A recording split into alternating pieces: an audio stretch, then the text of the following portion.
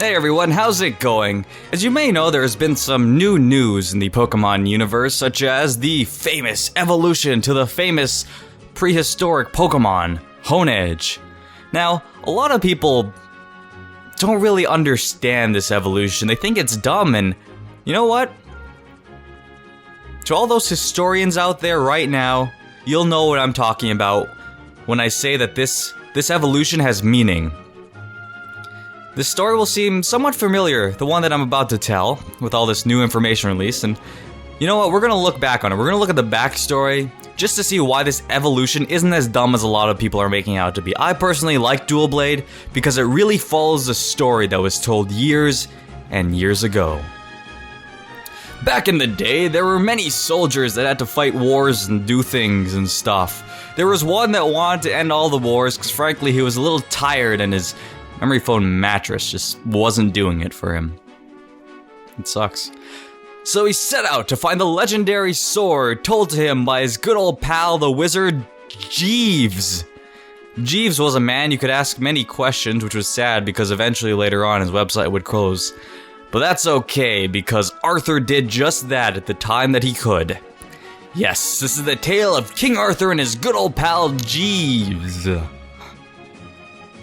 The two of them set out through the lands that were unknown to find the stone that held the legendary Sword of Sprite and other Coca-Cola products. You couldn't tell, there's a lot of product placement in history, but that didn't bother Arthie boy. The two found the sword and fought against evil and finally won. And that's how quick wars in the old times lasted. About 3 seconds. The second I described that is about the same length that the war actually went on. They fought evil, and they just won. That's how it works, I guess, back in the day. After that, Arthur's memory foam mattress became really nice and comfy, so he slept for a very long time until a prince kissed him and woke him up. After that, they lived happily ever after, and then they died. But they were happy, so that's okay. That's sort of how things end. Yes, so King Arthur was in fact Sleeping Beauty, and that's how that story came to be, so this is really just explaining a lot for you right now. This is a lot of history is being unraveled for you, so in case you're not certain, when you're asked in your English class, who was Sleeping Beauty, you answer King Arthur. You answered that indeed. Many years had passed after King Arthur and Matt LeBlanc, the wonderful prince, had died, and his house remained the same, with the sword still under his bed, the safest place to keep your belongings. After a while, the amount of dust that piled onto the sword brought it to a state of consciousness. The sword, Honedge, lived and walked around in the middle of the night, cause he's a sword. There's no real reason to be afraid. One day on his nightly strolls, he came across a Gengar and was like, "Hey, what's up?" And then Gengar said, "Hey," too, so they became friends, because that's how it works. And after a while, he found out that Gengar was the Sprite. He was the Sprite. We're still with this whole product placement things. He was the Sprite of King Arthur.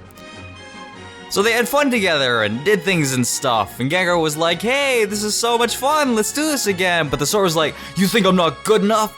And then Gengar didn't... He said that he didn't say that because he didn't actually say that, or actually anything relating to something that would cause a very emotional outburst. But swords be swords. Honedge actually wasn't able to hear things properly because he hadn't been to a blacksmith in years and years and many years. So he was upset because he couldn't hear through his shaft, I guess. He ran for a long time in distance, crossed a bunch of lands, and finally, once he got to a safe spot, he cried, and he bawled his eyes out, and because of his weird sword tears, he started to rust, and then he stuck there for years. Gengar, who was so distressed that his friend had run off, searched for him. Over time, occasionally had to do things like eat and go to the, well, he's a ghost, and ghosts eat. They're people too. And after all those years, he finally found him. And then Gengar cried too, because they were both sad together. because sadness can transcend through metal and ghost skin or vapor, whatever, anyways. Then the genie from Aladdin appeared, and he was like, hey, I'll give you 2 wishes because I don't have much time for the 3rd one. So Gengar wished his friend would de-rust and come back to normal. The genie, who had made plans with Demi Lovato, was already late, so he did his wish magic thingy too quickly and made 2 swords, thus creating Doublade.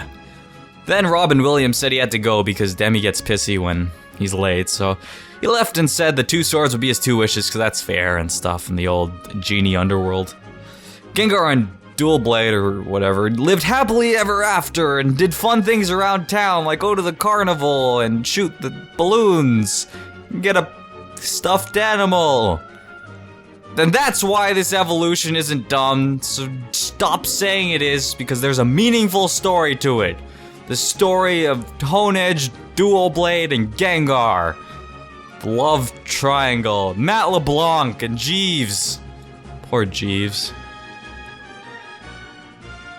I hope you fully liked the video. If you did, please like it and subscribe, I guess. I can only hope you liked the video at this point. Thank you. Bye.